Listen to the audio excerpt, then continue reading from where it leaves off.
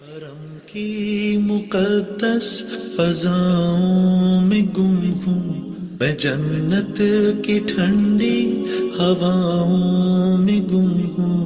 حرم کی مقدس فضاؤں میں گم ہوں، میں جنت کی ٹھنڈی ہواؤں۔ صلی اللہ علی محمد، صلی اللہ علیہ وسلم۔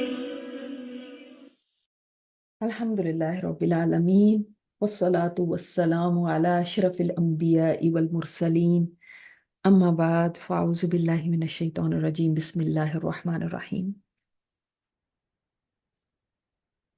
آپ کے سامنے سیکنڈ ایپیسوڈ کے ساتھ اس سیریز کا چلو مکہ کی گلیوں میں چل کر دیکھیں۔ میں نے کچھ دیر کے لیے آنکھیں بند کی، اب کے جب کھولیں تو میں نے دیکھا 10 سال کے محمد صلی اللہ علیہ وسلم، پر نور چہرہ، خوبصورت آنکھیں، بڑے سلیقے سے بنے ہوئے بال، اور بکریاں چرا رہے ہیں۔ مجھے بڑی حیرت ہوئی، یہ تو بڑا سخت کام ہے، بڑا محنت طلب ہے، بہت تھکا دینے والا ہے، اس میں تو بڑے صبر کی ضرورت ہوتی ہے۔ 10 سال کا بچہ بکریوں کو ہانک رہا ہے، کوئی بکری کہیں دوڑے جا رہی، کوئی کہیں، مگر چھوٹا سا بچہ بڑے تحمل کے ساتھ ان کو واپس لاتا ہے۔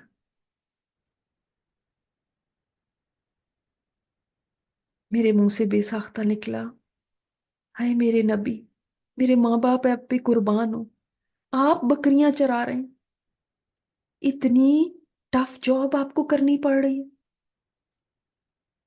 میں کروں آپ کے لیے یہ کام؟ آپ کے لیے تو کتنے جان نثار ہیں، آپ کو اتنا مشکل کام کرنا پڑ رہا ہے۔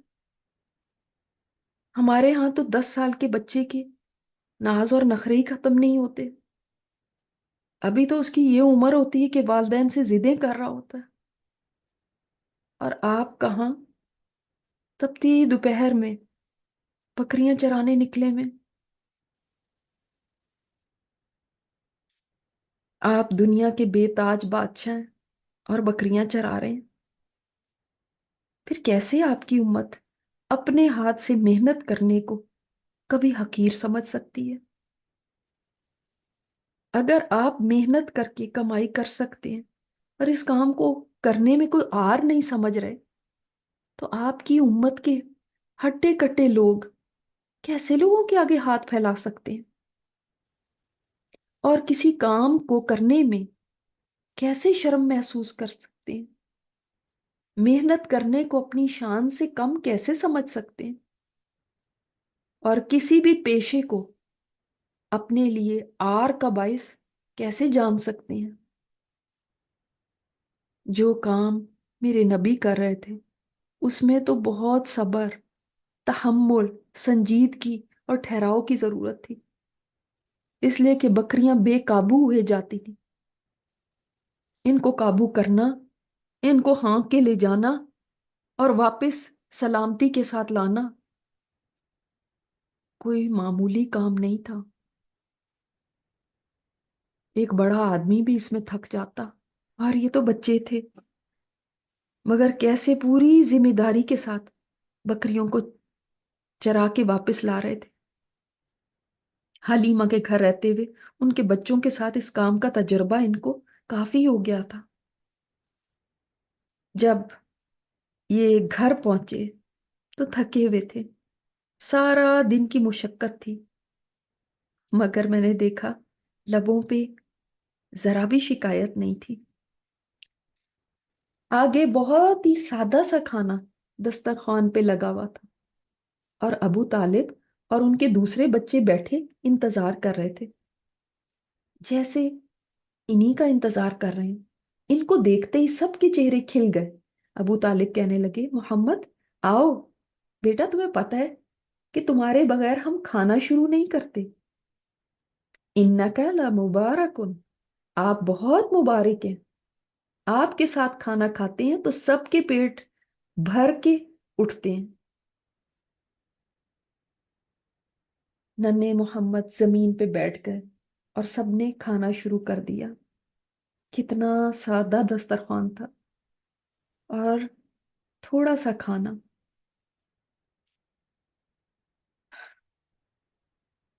کوئی قیمتی فرنیچر نہیں، کوئی مہنگی کراکری نہیں، کوئی فینسی ڈشز نہیں. دنیا کے سردار اور ایسے زمین پہ بیٹھ کے کھانا کھا رہے ہیں. میں نے جب سے یہاں کے حالات دیکھے ہیں یہی جانا ہے کہ اس علاقے کے جتنے بچے میری نظر سے گزرے تقریباً سبھی میلے کچیلے، بکھرے بال، چہرے کملائے ہوئے، گرد مٹی سے بھرے ہوئے، مگر ننھے محمد صلی اللہ علیہ وسلم کو جب میں دیکھتی ہوں تو ہمیشہ صاف ستھرے، تر و تازہ اور شاداب. میں نے دیکھا ابو طالب کے باقی بچے ناشتے کے وقت چھینا جھپٹی کر رہے ہیں. ان کو دیکھ کر ننھے محمد نے اپنا ہاتھ کھانے سے کھینچ لیا اور خاموشی سے ایک طرف بیٹھ گئے. ان کے ساتھ چھینا جھپٹی میں شامل نہیں ہوئے. ابو طالب بیٹھے دیکھ رہے تھے. وہ اٹھ کے آئے اور کہنے لگے، محمد آپ ادھر آ جائیں، آپ الگ سے ناشتہ یہاں بیٹھ کے کیا کریں. یہ اپنی عمر میں تو کم تھے مگر سمجھداری میں ایک بڑے آدمی کی طرح. بہت کم ہی بچے ایسے ہوں گے جو اتنے سمجھدار اس عمر میں، اتنے محنتی اور اتنے ذمہ دار ہوں. شاید یہی وجہ تھی کہ ابو طالب ان سے بے حد محبت کر رہے تھے. جب ان کی طرف دیکھ رہے تھے محبت کی نظر سے دیکھ رہے تھے. اپنی اولاد کو بھی پیچھے کر کے ان کو آگے کیا ہوا تھا. میں ابھی اس خاندان کو دیکھ رہی تھی کہ دروازے پہ دستک ہوئی. ابو طالب اٹھ کے گئے. باہر کچھ لوگ کھڑے تھے. ایک بولا، ابو طالب وادی قحط کا شکار ہے، بال بچے بھوک کی زد میں ہیں، چلیں بارش کی دعا کے لیے نکلیں ہمارے ساتھ. ابو طالب نے ننھے محمد کا ہاتھ پکڑ لیا اور ساتھ لے کر چلچلاتی دھوپ میں نکل کھڑے ہوئے. وہ لوگ بھی ساتھ ساتھ تھے. یہ چھوٹا سا قافلہ چلتے چلتے کعبہ تک پہنچ گیا. میں نے دیکھا ابو طالب نے ننھے محمد کی کمر کعبہ سے لگا دی اور بچے نے اپنے چھوٹے چھوٹے خوبصورت ہاتھوں کو ہوا میں بلند کیا اور دعا کرنی شروع کر دی. میں نے سوچا آسمان پہ تو ایک بھی بادل نہیں، دور دور تک کہیں بارش کا کوئی اثر نہیں. بارش کہاں سے ہوگی؟ یہاں تو ایسے کوئی اسباب نہیں، کوئی آثار نہیں. مگر ابھی میں یہ سوچ ہی رہی تھی کہ یکا یک آسمان کے کنارے سے بادل امڑنے لگے اور تھوڑی دیر میں موسلا دھار بارش ہونے لگی. ہر طرف جل تھل ہو گیا. ابو طالب نے یہ دیکھا تو بہت ہی خوش ہو رہے اور خوش ہو کے اشعار کہے. وہ سفید رنگت والا جس کے چہرے کے ذریعے سے بارش طلب کی جاتی ہے، وہ یتیموں کا سہارا اور بیواؤں کی آبرو کا محافظ. ابھی سے میرے نبی کے لیے کیسے خیر کے جذبات تھے لوگوں کے دل میں. مکہ کے حالات کچھ الگ ہی تھے. یہ ان سے بہت فرق تھے جیسا مکہ میں 21ویں صدی میں چھوڑ کے آئی تھی. میں دیکھ رہی تھی یہاں پہ لوگ ننگے گھوم رہے ہیں. کوئی سرے عام رفع حاجت کے لیے کہیں بھی بیٹھ جاتا ہے سب کے سامنے. ایک جگہ سے گزری تو شرم سے میں نے منہ چھپا لیا کہ دو لوگ راستے میں ہی قضائے حاجت کے لیے بیٹھے اور فحش باتیں کر رہے ہیں، مذاق کر رہے ہیں، ان کو شرم نہیں آتی؟ اس کا مطلب ہے کہ اس معاشرے میں تہذیب نام کی کوئی چیز نہیں، بچے بھی ننگے گھوم رہے ہیں، حتیٰ کہ بعض لوگ تو کھلی جگہ پہ ننگے نہاتے بھی نظر آئے۔ ہاں، ایک بچہ محمد، وہ ایسا نہیں، ان کو میں نے دیکھا کہ کبھی بے لباس نہیں ہوئے۔ کہاں یہ معاشرہ اور کہاں میرے نبی کا کردار اور اخلاق؟ رہتے تو وہ بھی اسی معاشرے میں تھے، لیکن میں نے جو یہ بات نوٹ کی کہ ان کے اندر اس معاشرے کی کوئی ایسی خرابی نہیں تھی جو وہاں عام تھی۔ میں چلتی جا رہی تھی، کچھ گھروں پر بڑے اونچے رنگ برنگے جھنڈے لگے ہوئے تھے۔ کیا یہ کوئی پارلیمنٹ ہاؤس ہے یا کوئی وزیر کا گھر، کوئی مشیر کا گھر ہے؟ میں نے گائیڈ کی طرف سوالیہ نظر سے دیکھا۔ وہ بولا یہ زانیہ عورتوں کے گھر ہیں جنہوں نے اپنی نشانی کے لیے ایسے جھنڈے لگا رکھے۔ اتنے میں دو مرد میرے سامنے سے گزرے، ایک دوسرے سے کہہ رہا تھا کل رات میں نے اس فلانی کے ہاں رات گزاری، وہ لال جھنڈے والی۔ دوسرا کھلکھلا کے ہنسا اور بولا پھر کیسی رہی؟ میں تیزی سے ان کو پار کر کے آگے نکل گئی۔ یہ کیسے لوگ ہیں؟ ان کے اندر ذرا بھی حیا نہیں۔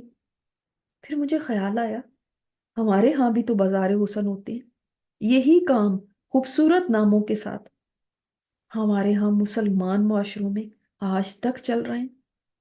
پھر ان کو میں کیا کہوں، یہ تو ہے ہی جاہلی معاشرہ۔ میں کچھ دیر کے لیے حرم کے قریب بیٹھ گئی اور وہاں آتے جاتے والوں کو دیکھنے لگی۔ آج بھی اس گھر کی رونقیں ویسے ہی تھیں، لوگ لبیک پکارتے ہوئے آ رہے تھے۔ پھر کوئی آ کے اپنے بت کے سامنے سر جھکاتا، کوئی اس کے اوپر چڑھاوے چڑھاتا، کوئی یہاں پہ دعائیں کرتا، کوئی طواف شروع کر دیتا۔ کعبہ کی عالی شان عمارت تو نہ تھی، مگر ہاں ابھی بھی اس میں کشش محسوس ہو رہی تھی۔ مطاف چھوٹا سہی، مگر کتنے ہی لوگ اس وقت بھی طواف کر رہے تھے۔ ارد گرد قریب قریب کئی مکانات بنے ہوئے تھے۔ شاید ان کے لیے مطاف کا اتنا حصہ ہی کافی تھا، ان کی آبادی اتنی زیادہ تھی ہی نہیں۔ کون سا یہاں لاکھوں لوگ ایک ہی وقت میں امڑ آئیں گے؟ قریبی لوگ چیزیں بھی بیچ رہے تھے، کئی عورتیں جو اپنے حال حلیے سے بیگمات معلوم ہوتی تھیں، اپنی کنیزوں سمیت بڑی رعونت کے ساتھ گزر رہی تھیں۔ جب کوئی بڑا سردار گزرتا تو اس کے بھی رنگ ڈھنگ نرالے ہی ہوتے۔ مجھے لگتا ہے ان لوگوں میں تکبر بہت ہے، ان کے چہروں سے پتا چلتا ہے کہ یہ خود کو بہت بڑی چیز سمجھتے ہیں۔ میں دل ہی دل میں مسکرائی اور سوچنے لگی ہر دور کے لوگ کتنے نادان ہوتے ہیں، خود کو کتنا بڑا سمجھتے ہیں۔ وہ یہ نہیں جانتے کہ آنے والے دور کے لوگ جب پیچھے مڑ کے ان کو دیکھیں گے تو ان کو جاہل، آؤٹ ڈیٹڈ اور پرانے زمانے کے بیکورڈ لوگ سمجھیں گے۔ نہ جانے ان کو تکبر کس بات کا تھا۔ نہ کوئی اونچی عمارتیں تھیں یہاں، نہ کوئی بڑی بڑی گاڑیاں، نہ جہاز، نہ کوئی ٹیکنالوجی، نہ کوئی عالی شان حکومت جیسے ہمارے ہاں 21ویں صدی میں ہے۔ پھر کیا تھا ان کے پاس؟ شاید ان کا حسب نسب تھا جس نے ان کو غرور میں مبتلا کیا ہوا تھا، یا شاید کعبہ ان کے ہاں ہونا اور اس کی تولیت۔ اچانک سے میرے سامنے ایک مسکین سی عورت آ گئی۔ اس نے ایک بڑی بیگم صاحبہ کو آتے دیکھ کے اس کی طرف دوڑ لگا دی اور بڑی لجاجت سے کہنے لگی، بیگم صاحبہ بڑی دور سے آئی ہوں، کیا مجھے کپڑے مل سکتے ہیں؟ مجھے طواف کرنا ہے۔ اس بڑی بیگم نے بڑے غرور سے اس کو اوپر سے نیچے تک دیکھا، پھر اپنے پیچھے کھڑی کنیز سے کہنے لگی، اس کو میرا ایک پرانا جوڑا دے دینا۔ یہ کہہ کے وہ آگے بڑھ گئی اور وہ غریب سی عورت بیگم کی مداح میں زمین آسمان کے قلابے ملانے لگی۔ اب سمجھ آئی، یہ لوگ جو باہر سے آتے ہیں یہ اپنے کپڑوں میں طواف نہیں کر سکتے، یہ قریش سے ان کے کپڑے مانگتے ہیں کیونکہ یہ اپنے کپڑوں کو سمجھتے ہیں کہ وہ گناہوں کی نجاست میں لت پت ہیں، اور قریش پاک صاف ہیں، لہٰذا یا تو یہ ان سے مانگ کے کپڑے لے کے اس میں طواف کریں یا ننگے کریں۔ حرم کی شمال میں ایک عالی شان عمارت سے گاجوں باجوں کی آواز آ رہی تھی۔ کچھ لوگ زرق برق کپڑے پہنے ہوئے نکلے، یوں لگتا تھا جیسے کوئی شادی ہے۔ میں نے گائیڈ سے پوچھا یہ کیا ہے؟ وہ بولا یہ دارالندوہ ہے، ان کا پارلیمنٹ ہاؤس، یہاں لوگ اپنی لڑکیوں کی شادیاں بھی کرتے ہیں۔ میں نے سوچا یہ اور ہم تو ایک جیسے ہی ہوئے، ہم خود کو 21ویں صدی کے لوگ سمجھتے ہیں، مگر ہم بھی تو اسی طرح غل گپاڑا، شور ہنگامہ، ناچ گانا، اسی طرح آسمان سر پہ اٹھانا، یہی سب کچھ کرتے ہیں اپنی شادیوں پہ، جیسے کہ ہم نے پتہ نہیں کتنا بڑا تیر مار لیا ہو۔ ان کے سامنے بھی کچھ لونڈیاں ناچتی گاتی جا رہی تھیں اور باقی لوگ پیچھے پیچھے پیدل چل رہے تھے۔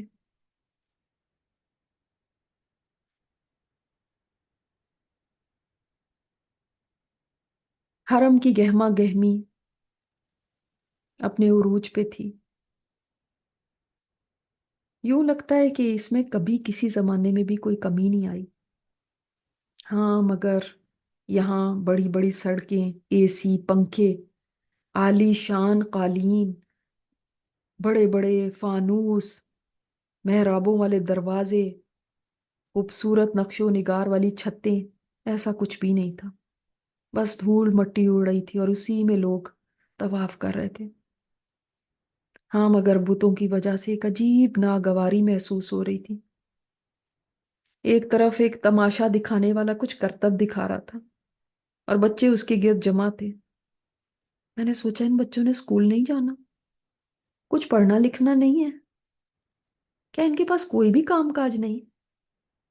صبح کے وقت یہ اس طرح سے آوارہ گھوم رہے ہیں۔ میں اٹھی اور ایک طرف کو چل دی۔ چھوٹی سی بستی ہے مگر رونق کتنی ہے یہاں۔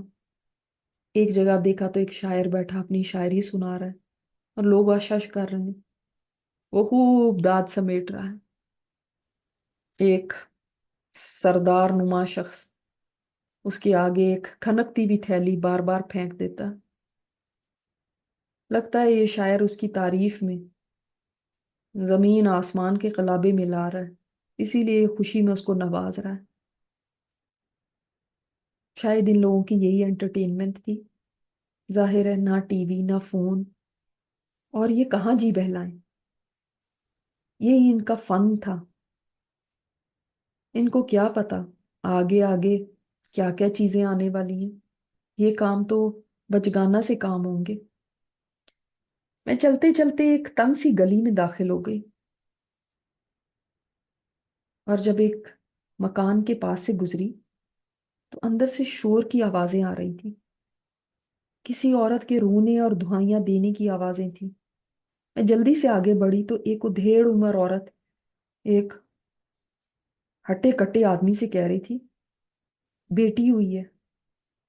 وہ غصے سے چلایا، مجھے کیا کہہ رہی ہے؟ اسی گڑھے میں جا کے دبا دے جو چارپائی کے نیچے کھودا ہوا ہے۔ ادھیڑ عمر عورت شاید کو دایا تھی، بولی اب یہ 7ویں دفعہ بھی؟ وہ بولا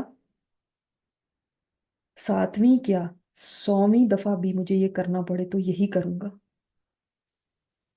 غصے سے غرا رہا تھا، جا جیسا کہا ہے ویسا کر، مجھ سے زیادہ بحثیں کرنے کی ضرورت نہیں۔ آدمی کا چہرہ غصے سے لال تھا، यूं लगता था गुस्सा और गम मिल गए हैं। दाया मायूस होकर वापस अंदर चली गई। या अल्लाह, ये क्या हो रहा है? मुझे अंदर से एक छोटी सी रोने की आवाज आने लगी, और साथ ही एक औरत चीख रही थी, नहीं नहीं, अल्लाह का वास्ता ऐसा ना करो, इसको बख्श दो, देखो ये कितनी प्यारी है, इसको मेरी खातिर छोड़ दो। मगर ऐसा लगता था कोई सुनने वाला नहीं। कुछ देर तो बच्ची के रोने की बिलखने की बहुत आवाज आई, मगर फिर आहिस्ता आहिस्ता वो आवाज कमजोर होने लगी और फिर बिल्कुल खामोश हो गई। या अल्लाह, एक औरत की इतनी तस्हीक, एक लड़की को क्या इस माशरे में जीने का हक नहीं? इसका क्या कसूर सिवाय इसके कि ये एक लड़की है? ये कैसा संगदिल माशरा है, और ये कैसा बाप है? मुझे उस शख्स पे भी इस कदर गुस्सा आया। जब आवाजें आना बंद हो गई, यूं लगा इस शख्स के सर से बोझ उतर गया। उसने एक लंबी सांस खींची और बड़ी बेपरवाही के साथ हरम की तरफ का रुख किया। और मुझे तो जैसे सकता हो गया था। मैं अभी तक समझ नहीं पा रही थी कि ये क्या हो गया। ये इतने पत्थर दिल लोग हैं। मैं बोझल कदमों से आगे बढ़ी। एक जगह पर कुछ छोटे छोटे बच्चे अपनी माँ के साथ बैठे रो रहे थे। पास से गुजरने वाली औरत उनको रोते देख के रुकी और बोली, क्या बात है, आज भी मारा पीटा है तुम्हारे चचाओं ने? औरत तो मुंह छुपाए रोती रही, मगर बच्चों में से जो बड़ा था वो बोला, आज तो इससे भी बढ़ के हो गया। चचाओं की मार तो रोज ही खाते थे, मगर आज तो हमारे सुतेले भाई ने हमारी माँ से शादी कर ली, और वह कहता है मैं विरासत में से जरा भी माल कहीं बाहर नहीं जाने दूंगा। हैरत से मेरी आंखें फटी की फटी रह गईं, और मुझे यकीन नहीं आया कि मैं क्या सुन रही हूँ। ये क्या कह रहा है? सुतेले भाई ने हमारी माँ से शादी कर ली? क्या मैंने सही सुना है? बच्चा एक ही सांस में बोले जा रहा था, बाबा के जाने के बाद हमारा कोई पुरसाने हाल नहीं। चचा ने तो जुल्म ढाए ही थे, मगर भाई ने भी कोई कमी नहीं की। बस सब विरासत हथियाना के चक्कर में है। 5 दिन से हमें घर में बंद किया हुआ था, ना हमने कुछ खाया ना पिया। सवाल पूछने वाली औरत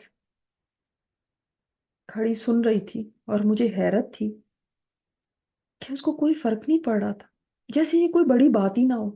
वो बड़े आराम से बोली, हाँ ऐसा तो फिर होना ही था, तुम्हारे सर पे बाप जो नहीं। क्या?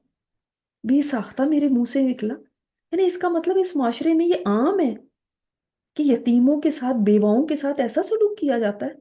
उनको कोई पूछने वाला नहीं होता, जिसकी लाठी उसकी भैंस। फिर एकदम मेरे दिल में ख्याल आया कि इसमें इतनी हैरत की क्या बात है? 21वीं सदी में भी तो ऐसा ही होता है। हाँ, ये जरूर है कि कोई सुतेला बेटा अपनी माँ से शादी नहीं कर लेता, वरना बाकी जुल्म तो वही है। बेवाओं का कोई पुरसाने हाल नहीं, यतीमों को कोई पूछने वाला नहीं। क्या अपने खानदान में गोगी चाची की भूल गई? जब फैज चाचा फौत हुए और छोटे छोटे बच्चे पीछे छोड़ गए, तो चाची और बच्चे बाकी चचाओं के रहमो करम पर जिंदगी गुजारने लगे। जब से फैज चाचा की वफात हुई, सारी जायदाद उन्हीं के कब्जे में चली गई। असल वारिस तो फकीरों की तरह चाचाओं के हाथों की तरफ देखते थे कि कब वो भीख समझ के उनकी झोली में थोड़े से पैसे डाल दें तो इनके घर का राशन भी आ जाए। करोड़ों की जायदाद होने के बावजूद वो कितनी कसम पुरसी की हालत में जिंदगी गुजारते रहे, और उनका भी तो कोई पूछने वाला नहीं था। मैं सोच रही थी मेरे नबी इस माशरे को कैसे ठीक करेंगे। انہوں نے کیسی جگہ پہ آنکھ کھولی ہے؟ یہ تو ہر طرف بگاڑ ہے، ان کی تو کوئی کل بھی سیدھی نہیں، وہ کیسے یہاں کام کریں گے؟ ایسی سوچ میں چلتے چلتے واپس حرم تک پہنچ گئی۔ آج یہاں تک کافی ہے، انشاءاللہ کل آپ کے ساتھ اگلے ایپیسوڈ میں ملاقات ہوگی، اور آج آپ نے جانا ہوگا کہ کن حالات میں اس وقت وہ معاشرہ تھا جس میں ہمارے نبی صلی اللہ علیہ وسلم آئے تھے۔ جزاکم اللہ خیرن کثیر۔